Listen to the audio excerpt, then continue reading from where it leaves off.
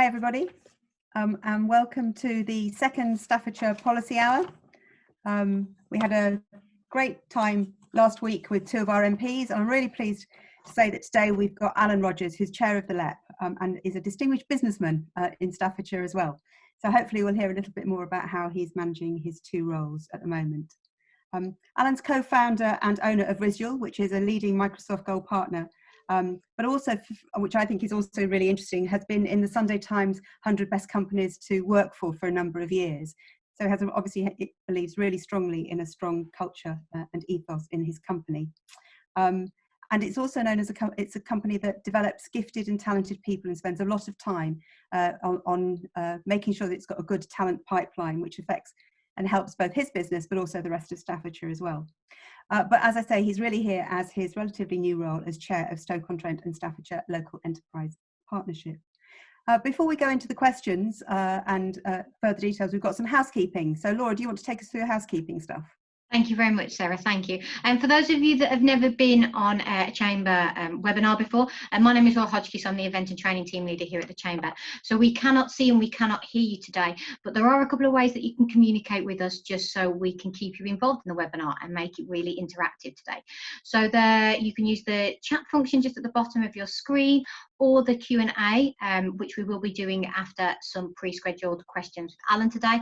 If you do want to ask a question live today, you can also do that as well. You just need to raise your hand, and that is the button just on the bottom right of your screen as well, that you'll be able to do at the end. That's it from me today, and I'll pass it over to you, Sarah. Thank you very much, Laura. So, Chambers of Commerce take their role as being voice of the private sector very seriously. We've been doing it for a couple of 100 years. It's one of the key things that is really important for us. And the way that we do that a lot is working in partnership with the people who take decisions and who help make the economy and society work for us. And we're really pleased that my predecessor, Brian Carnes, was one of the founders of setting up the LEP, the Local Enterprise Partnership, when they were first mooted. And we, since I've taken over and over the last 10 years, really enjoyed working with the LEP in a number of different ways. I should say before I introduce Alun anymore, or ask Alun his first question, that I am also a recently appointed board member of the LEP, which I'm very proud to be part of that, and to make sure that chamber members and other businesses can really influence and have their voice heard in a really interesting partnership, which is the LEP. So Alun, I know quite a lot about you, but not many other people might. So I just wondered if you wanted to tell us a little bit about yourself and a bit about how you got involved in the LEP, why you're doing it, and how you're balancing two serious roles at the same time. Yeah, thanks, Sarah. And I think it's first, to say, we're really glad to have you on the board as well. I'm really proud of the board membership we have now. It's really representative. And it's really good that you're on to represent a wide range of businesses. So you've made a big impact already. And I'm really glad for your support and your partnership in that. So thank you very much. In terms of me, where do I start? So I'm mid-40s or moving into late 40s. Been in technology since my first job. That's all I know. So it must be 20 odd, nearly 30 years I've been in technology. Number of various careers in that. Always been supplier side, always consulting, always with clients. Always on the cutting edge of technology. I decided to go exclusively around Microsoft technology in 1997. Have sat there ever since. I've been an MVP, so I've spoken for and on behalf of Microsoft in many countries around the world. So that's kind of my story. I started off as an expert in something, found a niche, and then with my best friend and business partner Richard, we decided to turn it into a business. We set up Visual 15 years ago in May, so in a fortnight it'll be our 15th birthday. And we basically, we used to work for somebody else, wanted to do it on our own. We spent 3 months applying for credit cards, quit our jobs despite having young children at the time, and then lived on credit cards for 6 months and built Visual from scratch. And then we've been growing the business ever since. So we are a consulting and managed services business. We have project-based and annuity revenue. We're pretty good at what we do. We're well regarded in the industry. We've won lots of national, international awards. So that's really cool. And I think in terms of myself and Richard, we both live in Staffordshire. I've been here since probably 91, something like that. Passionate about the place, also passionate about people. So in terms of our business story, we wanted to invest in people, as we do every day, because we're a people business. And that led us to put quite a lot of effort into apprenticeships. So we've always worked with apprentices in our business. One of our longest serving employees and the most Microsoft accredited person in the world joined us as an apprentice over 10 years ago. And we decided to scale that up, and we built our own academies.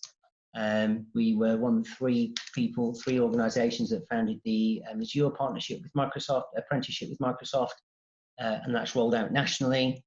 We've got a series of academies across the country with hundreds of apprentices as well, where we're pushing those into other businesses, into competitors, into partners.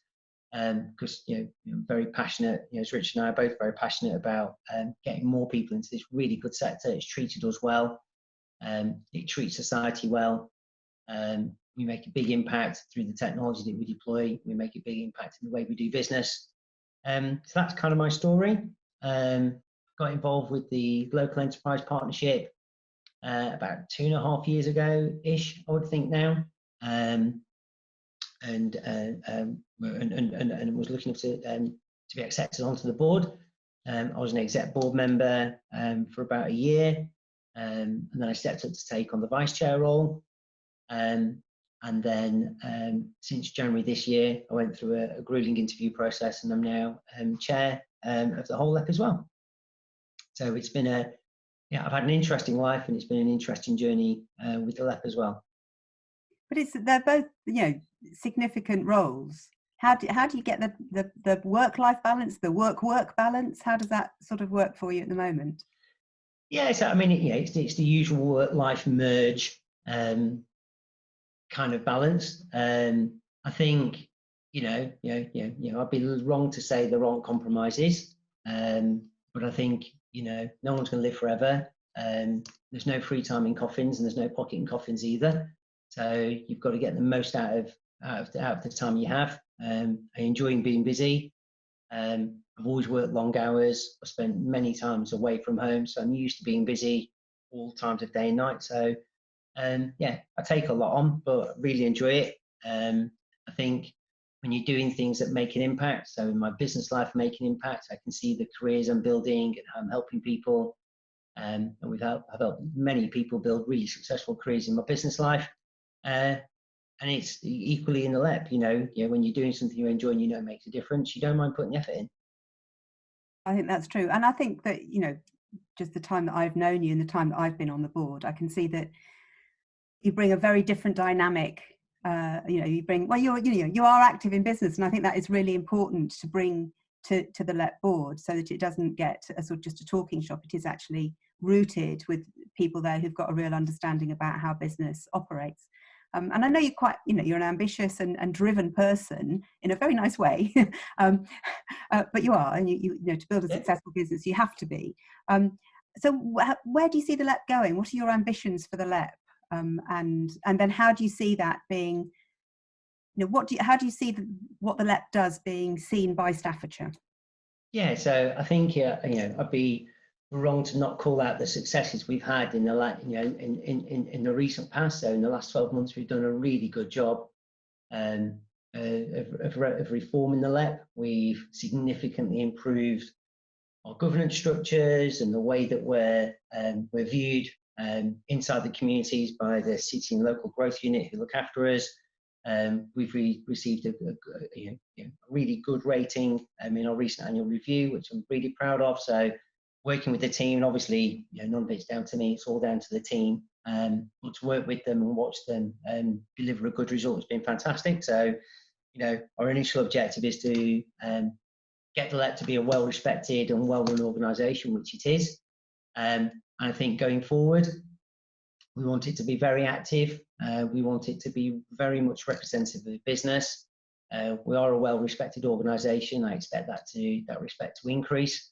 And I think it's about the way that we, again, back to my own style, I am driven. I can be quite hard. I know how to achieve things and how to get things done.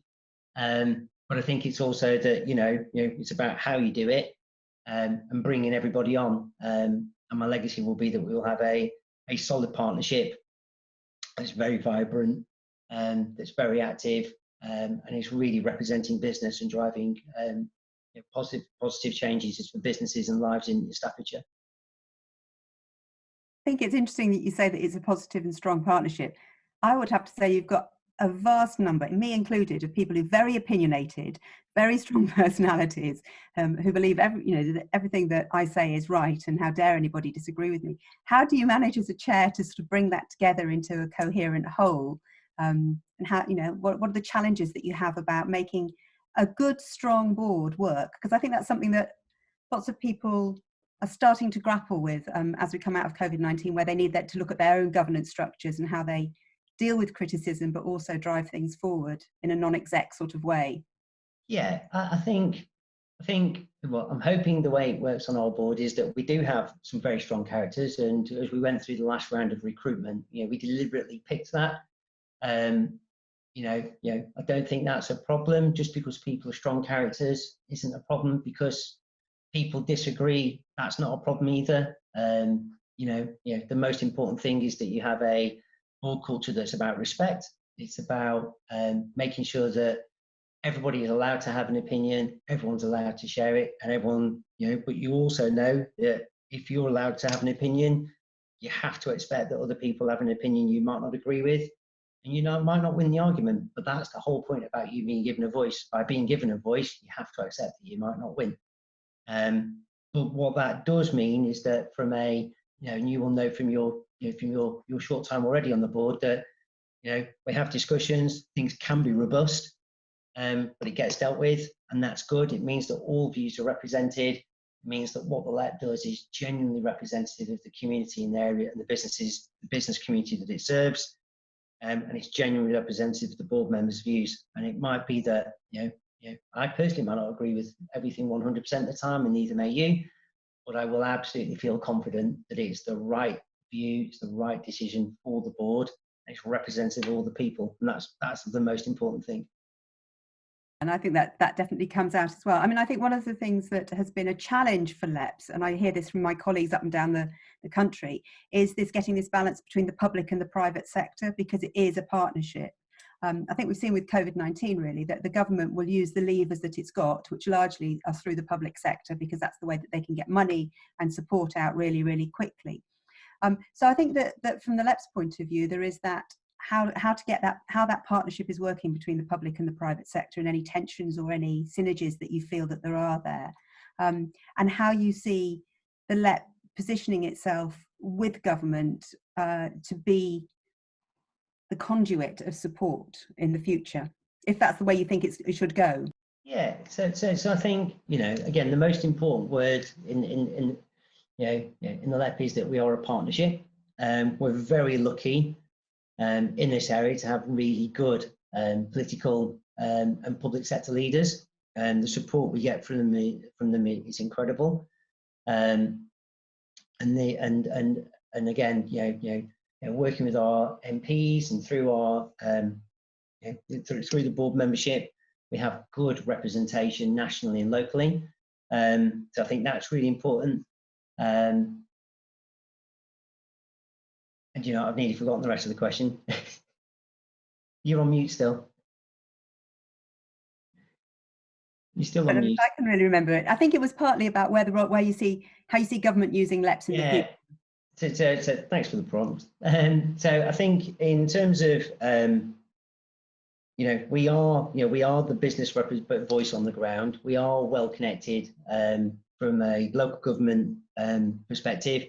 I think for government we are a good tool. So as government obviously thinks about how it may think about devolution in the future, areas that have LEPs and will continue to have LEPs have the best of both worlds in terms of a board that has really strong business representation, really good relationships with the public sector.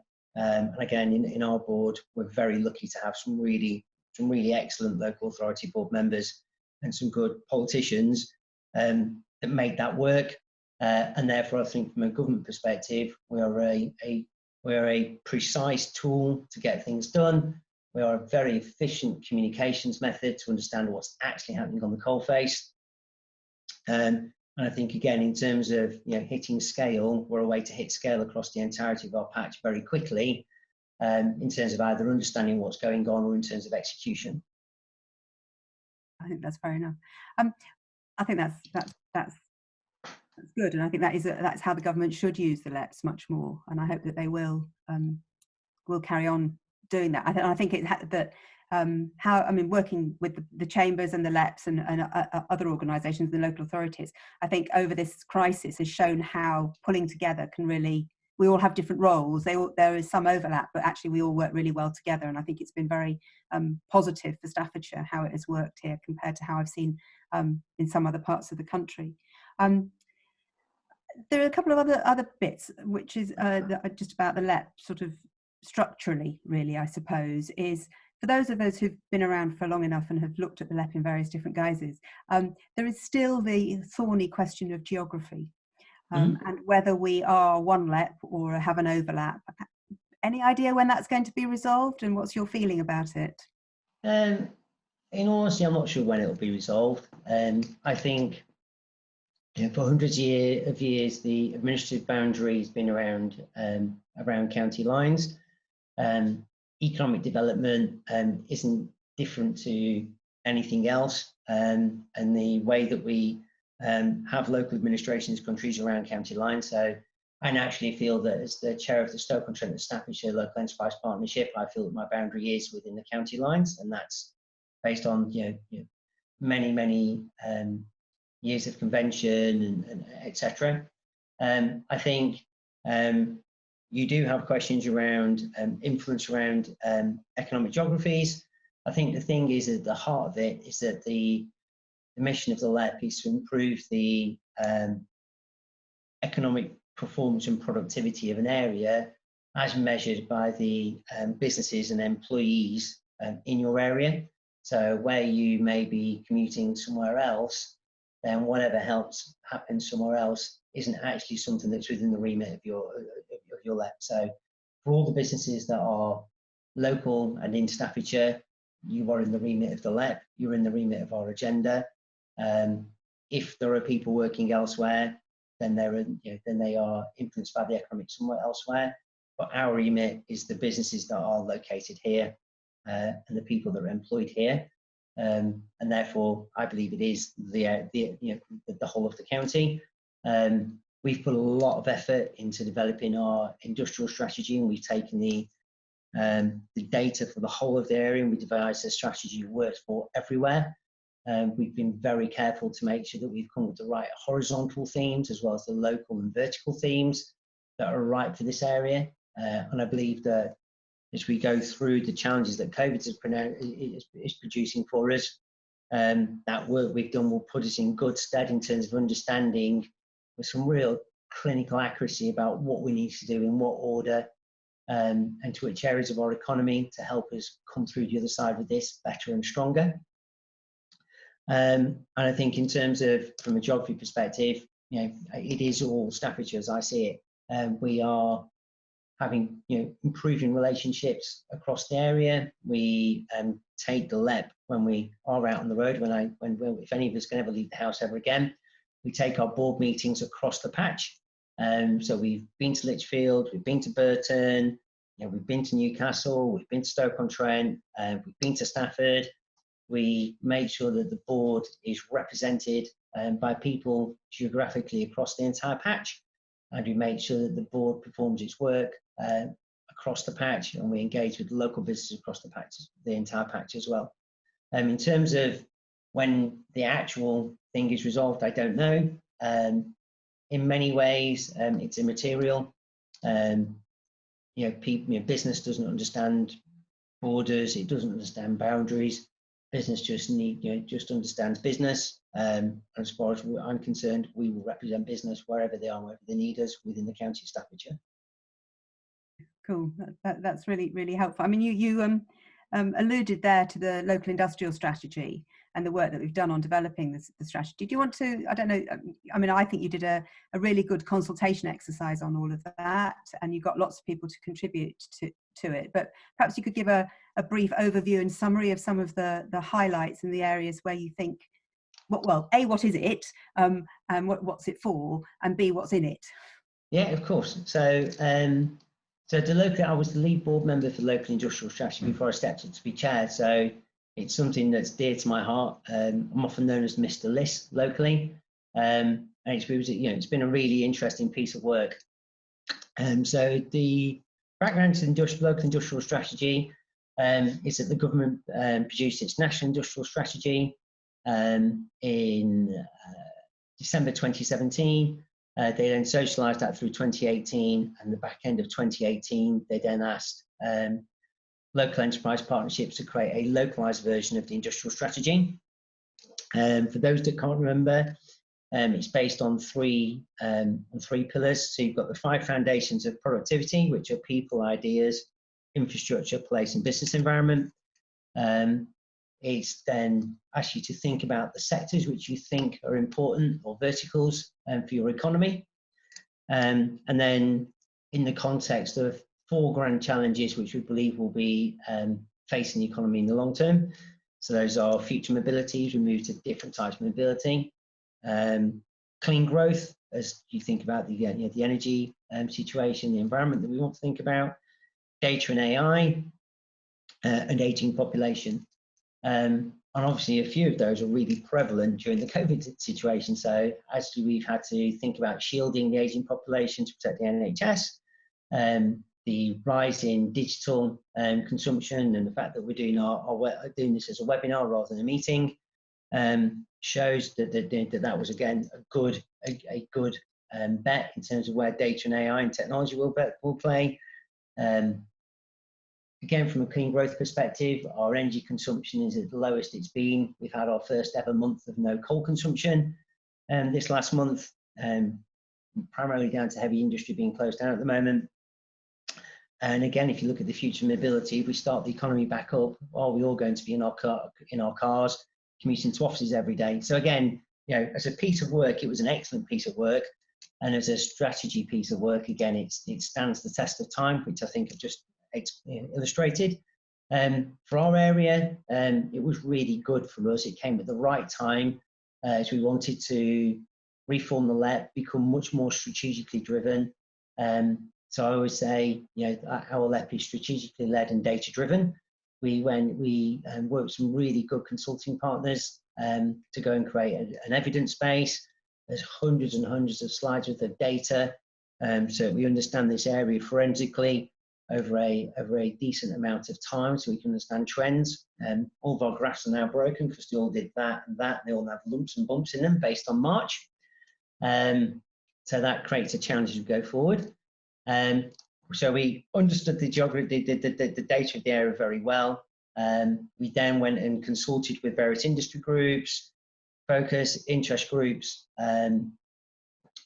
and to get a good understanding of what people felt the area needed, and we tested things as we did it. Again, I come from a technology background, so we're very keen that we developed it in the open. We were very transparent. We've issued multiple drafts on our website. We've been transparent all the way through that. Again, we've not attempted to go off, come up with the perfect thing and show everybody it's a baked cake at the end. We've shown people as we developed it and allowed it to be changed as we go.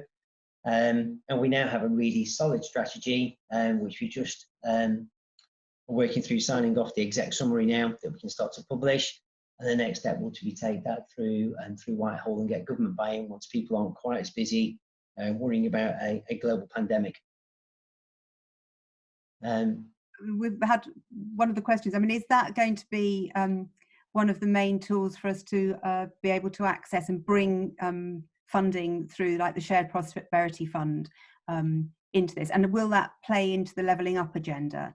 That obviously the area is seen as quite, well, it is deprived and has chunks of great deprivation within it. So is that seen as one of the main tools that will actually help us to do that, or are there other ways in which you're also working with Whitehall to try and develop that agenda for here? Yeah, I think, often money follows credibility, and it follows opportunity. And I think the list allows us to demonstrate our credibility, allows us to demonstrate that we are, we're not looking for pet projects based on board members' interests or anything like that. This is a fully thought through strategy that will outlive and will rise above any individual personal preferences or trends. It is absolutely about having a credible future and a credible vision about what we want for the area. And then when you think about, as you say, in terms of pitching for money from central government, about building a credible story, you're not arguing saying we're really deprived and therefore we need help to not be deprived. You're saying we're a really strong growth opportunity for the local economy, and we have a really good opportunity to improve people's lives, and we know how to do it. We know in what order we're going to do it, and therefore a really good bet in terms of if you want to make an investment, you'll get a strong return on your pound. I think that's a more positive conversation to have with people. It's the way you want it to be. You don't want to be in a position where you're bidding for vanity projects. You want to be bidding for things which will make a big difference to businesses, will make a big difference to people's lives. And you need to be in a position to build a really credible argument that shows that you're a bankable option. And I think the list gives us that. And I think the credibility we've built on our board, back to your point about the types of people we have on there now, the fact that people can openly challenge, it's celebrated, gives confidence that this is a place where you can invest money. It'll be spent wisely, and it'll be spent thoughtfully on things that will make a difference and make an impact. Cool. That's really good. I mean, I think one of the areas that the LEP works in a lot, and the economy needs a lot about, and actually I have real difficulty with, is the skills agenda. Yeah. And I have difficulty with the skills agenda because it is so confusing. The different bodies that fund different things, the different ways in which skills are looked at. I think Tony Blair once said that if he'd put a skills reorganisation strategy on the front of the document about weapons of mass destruction, nobody would have ever read it because everybody was so bored of looking at skills documents.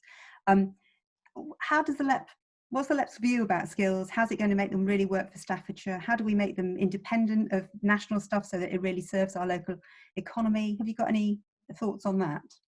So typically, if you speak to the Skills Funding Agency, they'll remind you that from every pound of government money, it's one of the highest returns you'll get economically when you invest in skills. And I genuinely believe in that. If I look at my own life, my own career, that has been about my own self-investment in skills, and that is the big difference. The days of learning something and then downing out on it for the rest of your life went probably in the 70s or 80s. Might be in the 90s before people worked it out, but that went a very long time ago. Skills are critical to everybody and in every business and every role, and the continual progression of skills. You're absolutely right. It's a very complex landscape in terms of how schools are funded, what the career pathways are from schools through FE into higher education. It is complex. There are people who understand it better than I, and that's why they're the experts in this area, not me. In terms of the way we see it in the LEP, we've put a lot of work into making sure we're oriented around the challenge in our area and around the tools we have to make a difference. So as a result of our local industrial strategy, we formed a subgroup called Future Workforce, which is about all aspects of skills. So it's about the professional skills and certifications, but it's also about organisations that have a progressive attitude and a progressive approach to skills and education in business as well, because we need all areas of our economy to be continually stepping up and improving. And that's a strong board with lots of representation from skills organisations, HE, etc. on there. But then we also have our skills advisory panel. And the skills advisory panel, again, takes a different group of people with different experiences. And we use that to create a robust and solid data set that we refresh frequently, that we're able to then get the real life picture around what employers are looking for, what the skills provision is in our area, and allows us to work out between our strategy, where we think that the economy should be going and where we think skills should be going to get the economic results that we think are right for the area, and then match that with the capacity and the capability in the skills market and the skills provision, but also around what business wants. And you're always trying to balance all three, because quite often people will, the education market will want to deliver what it's good at, business will want to consume what it's doing for today, and somebody needs to say that those things are all right, but we need to make sure we understand where this economy is going long term. So if you think about kind of the issues where there's lots of anecdotal evidence. It's a very basic example in the last 2 months where people have had to improve their digital skills significantly to be able to cope with working from home and be competent working from home. That's a good example where many businesses have underinvested, haven't thought that was a priority, and have suddenly had to react to it. The ones who did have areas of skill in their organisation where they could scale that through as other individuals have come out of it well. Other people will have struggled. And that's where, from a LEP perspective, we're taking that broader view that everybody needs to have a much more progressive view around skills across all of business. We want to see skills, as in all areas of business, we want things to continue to modernise. Cool. I think that's it's a very clear view about skills, which often you don't get, because, as you say, there are so many people involved in it. It's so confused, and there's different conflicting areas and different ways of looking at it. So thank you. That's really helpful. And I think that sort of brings me on to the next point, really, is a little bit about how, if you can say about how you think COVID-19 has changed the economy of Staffordshire or will, but also how, I mean, we know that some communities are going to have been vastly affected by this, both in terms of illness, death, the sort of ways in which they may be have been affected with employment or about to be affected with employment or whatever. And so how does the LEP work to bring the people of Staffordshire along with this vision, as well as the businesses? And how do you see that sort of developing? Yeah, I think, in many ways, the current situation, the loss of life, the impact on livelihood is hugely sad for those affected and for those for those around those affected as well. So you can't move on without talking about that. I think in our area, the LEP is engaged, leading in the COVID-19 task force that we're working with our partners locally. We're bringing the business perspective, and we're also using our strategic view of where we think things should be long term to support as we move through the phases. So again, if you think about this crisis, it's probably going to play out in 3 phases. You've got the initial response, which is dealing with the global pandemic. Then we'll move into recovery, which is the bit we're starting to move into now, as we start to lift some of those restrictions and we try and get the economy going again. And again, during that stage, things will be very different. Will businesses work in the way they always did? Will all businesses be able to come out of hibernation? And then you've got the long-term implications as we think about putting the economy into renewal. And if you need an extra R, and there's also building resilience for much longer term. And again, if you take those threads, you want to weave them through all of the phases. So where we are now, as you think about recovery, we're thinking very much about how you help organisations diversify, how you support business coming back within the restrictions that are going to apply, and how you help businesses spot opportunity in the way things are going to change. So again, in many businesses, lots of people working from home, about 40% of the working age population currently in employment is working from home at the moment. That's more than double where it's been historically, so that's a big change. Will that continue? So how many people are so bored of being at home that they never want to work at home ever again? How many people have learned that when people are working from home, you actually can trust somebody you can't see every day? you actually can, the productivity of people who aren't worrying about what time to get home, to pick up children or to do other tasks, and then moving their work life around their home life, and it's a work life home life merge, and how they're actually becoming more productive. In the tech sector, we've been in this space for a very long time, but I'm seeing large swathes of the economy learn about that now, and they're learning the lessons we've learned over the last 20 years, but they're learning it in an 8-week period. So again, that makes the economy potentially look very different.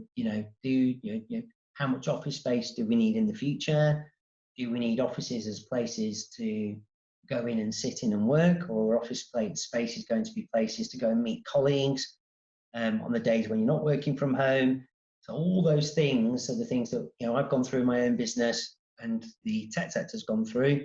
And you look at most technology buildings, people quote the kind of swings and the slides and that kind of stuff, because those have been designed as places for people to meet each other rather than places to work. Will the rest of the economy start to go like that? And the answer is, it'll be somewhere in between. Some people will not want to be at home anymore, and other people will have become enlightened and will want to do things differently. So I think that will change. Obviously, there's going to be the difficult issues around where people aren't employment and may be affected by redundancy, and we need to work out how we help those people, how we help them get build their skills, get them back into employment quickly, but also get them into help people become more entrepreneurial, help people start up their own businesses, and help them become help them make the best of the situation and get more out of it. And those are things that we're thinking about. And I think that's it is a hugely sad and tragic situation, but with every situation, you've got to look for the opportunities to make things better for those, for yourself and others around you. And that's where I think it's the LEP's role to do that. We've got to work out how to make it much better for people and help them get there.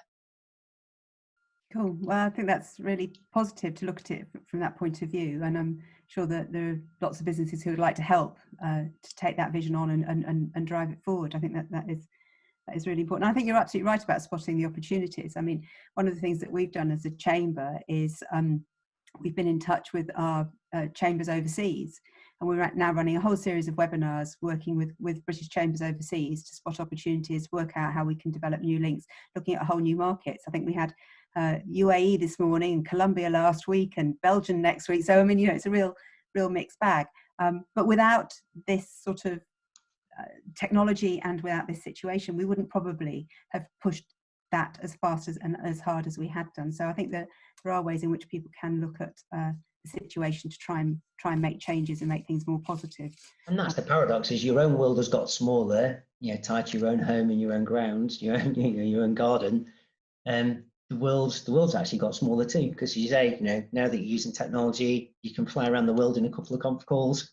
Yeah. You can go, you fly around the world and be home for 10:30 in the morning, and that's very different. Yeah, I wish I could fly around the world and be back in 3 weeks, but at the moment, possible. I can't wait for the day. I think it's also interesting the point that you made about the tech sector has been doing this for a long time. I think one of the things that businesses are struggling with, and I know we've been thinking about it as a chamber, is as we go to work more from home, is yes, you can trust people, but you also need to have some sort of managerial controls, or you need to have some understanding about what you're working towards, perhaps in a different way than if you're all stuck in on top of each other in an office. Have you got any tips and tricks or ideas or suggestions from your experience? Yeah, I think it's about being really, and again, so I talk about, not about, I come from the tech sector, but, I do my best to not evangelize digital inside the LEP or outside the LEP. It's about being modern. So again, when you work in this way, you have to have much more modern business practices. You have to be really clear about your corporate objective, about what you want to achieve. You have to translate that into achievable goals that everybody can work towards. You have to have measures that you can measure that, and you can measure it on a weekly basis, preferably, or on a monthly basis at worst. You need to create the forums. So again, in our business, lots of our teams will have morning daily stand-ups. They'll have social calls at lunchtime, where it's not about work, it's about the kind of interaction you'll get in the canteen or whatever. And then you'll have like an afternoon, a wind down at the end of the day. So focus on those elements. But in terms of productivity, again, we use things like Kanban boards for task management and process and managing progress to tasks. So all of those things, when you bring those modern management techniques, they all work really well, and they make work a thing you do, not a place you go. And that's what's most important. And that's, again, it's about modernizing your approach to management. Work is not typically isn't a place you go, it's a thing you do. No, I think that's really, really helpful. I've just made some notes there, and I will be looking at the recording later to pick those up again. So thank you very much on that. We do lots around culture as well, Sarah. We have a weekly newsletter that we write every week, and it's a huge effort. So every manager will contribute to that. I write a paragraph, and we produce a really long newsletter that goes out every Friday at 5:15 on the dot. So that means that regardless of where you are, you feel like you're part of something. Every month. And I've just finished it today. We do Directors TV, so we run a conf call, and we run it like a television show. We give everybody an update, we take questions, to do that every month. Every team will have at least a weekly call, if not a morning call, to get people oriented around the action. So again, all the things that you think you lose by being disparate and separated, it's actually possible to build culture. And have the same elements of culture that you would have normally. In fact, in many ways, it's easier because you can make the culture more tangible because you can create lots of evidence of it. So those things are all actually achievable. You just have to think about it a bit harder. Yeah, I agree. I mean, we've been doing, morning senior management teams, then morning team leaders teams. Teams have been then doing their teams, and we've been doing that now for weeks. Yeah. And I keep thinking at some point we'll stop wanting to do it. We'll stop having things to talk about, but we don't. It just keeps growing and developing, and new ideas come forward. And it's really fantastic seeing how people have collaborated and developed new ways of working. So I think that's one of the things I hope that will carry on, that sort of style. Yeah, and I would be surprised if you weren't to reflect and realise that your productivity has actually increased. Your decision making probably will have devolved. And your productivity will have increased, and you will have moved much quicker. Yeah. You are probably at the your ambition is to grow your business, but never be at the point where you can't have an idea in the morning and have it implemented by tea time. And you only ever want to get as big as you can still do that. And the way we're working, we are doing that. During the crisis, we created lots of offerings. We were literally having the idea in the morning. Having it debated and signed off by lunchtime, multi-class rule in the afternoon, and live by tea time. And that, you can do that, even though people aren't sat in the same room. Yeah, I would agree with you. I mean, I think just from the Chamber being quite a small business in lots of ways, but with a big reach, the change that we've done, the team have taken on over the last 8 weeks has been phenomenal, absolutely phenomenal. And the growth opportunities for for all the team members has been great as well, right? Everyone's learned to do different things, which is brilliant. Yeah, no, it has. It's been absolutely fantastic. And we've got a couple of questions that people would like to ask.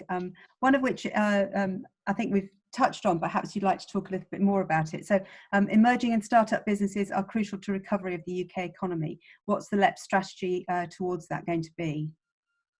Yeah, so we have an interesting story on startups for Stoke-on-Trent and Staffordshire. So from a startup perspective, we have a lower number than the national average and a lower number than the local average in terms of business startups, which means that we need to help our people become more entrepreneurial and help them set businesses up. But conversely, we may be more cautious about setting businesses up, but we have much higher survival rates. So we do really well from a survival perspective around here, which is brilliant. And also, it shouldn't be a surprise, but we were pleased to find a real nugget of data, in our data, in that Staffordshire University is one of the top 10 universities in the country for startup survival, which is really good. So we obviously want to continue to champion, celebrate, and invest in that. We have some good foundations here. We're not having to start from zero. Across our area, we have a number of business startups, grow on space, and that kind of thing. So we need to think about the provision of office space. We need to think about the right kind of mentoring support programs to help businesses in the startup phase. And again, there's lots of competent business leaders who built it from scratch around here, who are all there, and will more than likely be willing to help. And we need to think about making sure that high streets and places like that, where we may have redundant capacity, where we can create provision for startups as well in the future. So those are the kind of things that we'll be thinking about. Yeah, no, I know, and we're, from the Chamber's point of view, happy to play our part in all of those. I think your point about the high street is really interesting. So what's it going to look like? But how do we stop it being, empty streets with tumbleweed? Not least because linking into startups, that's often where a lot of small businesses start, where people can have their first taste of being their own boss, is often around things that are on the high street. So how are we going to support our towns and city centre? Yeah, I think the high street is a complex issue and a complex topic, because in your average high street, there's always been a decent number of independents. You will see some independent businesses which are long-standing. You'll see some churn as businesses try things and then come back and try something different. I don't think that's really left the high street. I think that's been going on for a long time. And I think it's still mainly doing, or has been doing well up until this point. What you have seen is the multiple retailers who have multiple units across the country. What you've seen is a number of very large players working at thinner margins, exposed from multiple angles nationally, that have struggled, and therefore as they collapse, you see big chunks of the high street fall at once across the country. But to much more nuanced issues, so it would be very easy to say that the internet has killed the high street, but it would also be equally valid to say that where large businesses become over leveraged and hit a level of scale, that they aren't able to respond to individual shocks in individual areas, and then when those issues mount up, then it goes all at once. And that might be because of the internet, but not exclusively so. And there are lots of successful independents. So to answer the question, I think the large scale multiples, that will continue to be an issue. I think independents can and will thrive, and they will seize the opportunity, and they can respond to a local area, they can respond to local character. And again, there are some real good examples of that. There's lots of high streets. Worcester has lots of independents on it. Shrewsbury indoor market is excellent. There is a place for those things, and you can make town centres thrive, and that's where I think there should be a focus. But then also, town centres are they're typically well designed. They have good architecture. They have good public spaces. The public realm is normally excellent. It's evolved over many decades, typically. So there are real opportunities to take advantage of that and bring other types of experiences into those space. And also from a business startup perspective, town centres are nice places to spend your lunchtimes. They're typically nicer than industrial estates to walk around on your lunchtime. And therefore that's where I think, there could be a real opportunity for us. Yeah, I mean, I think that there's been a need to have a high street for all those sorts of reasons, where people can congregate, where they can have those experiences, whether it's shopping, eating, drinking, whatever. And I think it'd be a real shame to lose any of that from Staffordshire, because especially with so many small towns, it's a real part of the character of the place, and it makes it such a lovely place to live and attract other businesses in. So I think that's really important. I do think part of the thing about the high streets is it goes back to who owns the different bits of property. If they're owned by pension funds based in London who don't really care, have got a book value that they think that they need to maintain, they don't really care what goes on in them, then we have problems. And it would be really, I hope that the LEP, through some of the work from the local industrial strategy, can start to really understand who owns our town centres and how we can make them work with us to make them better. Yeah, and it's worse than that, because they're typically owned by pensions funds which never leave London, but they're then managed by a management company or a marketing agency to market them by people who never leave London either. Yeah. And so it's much worse. It's not as though you can go and find the pension funds and ask them to work with you, because they'll have an agent. You've got to go and find the agent and then find them, and that's where it becomes much harder. Yeah, cool. We've got 2 more questions from some of our participants. One of which I think sort of links into something I was going to ask, is that, you know, we often feel that Staffordshire is stuck between 2 elected mayors and 2 big cities in Manchester and Birmingham, but we have got the Midlands Engine Partnership, and so the question really is about how can we raise the LEP's profile within the Midlands Engine Partnership, and do we need to do that, and how are we going to do it? So I think, you know, it's always difficult, but, you know, I don't think we should be, you know, paranoid or feel overshadowed by our neighbours to the south or to the north. We've got a lot to be proud of. You know, we've played you know, again, this area has a lot that is internationally and nationally significant. We don't need to think about ourselves in the context of others. We should think about ourselves in the context of who we are, be proud for who we are. We have outstanding areas of natural beauty. We have strong heritage industrial assets, things that we should rightly be proud of and should be famous for. From an economic perspective, we don't have many of the problems that some of those large areas have. We don't have the same type of challenges.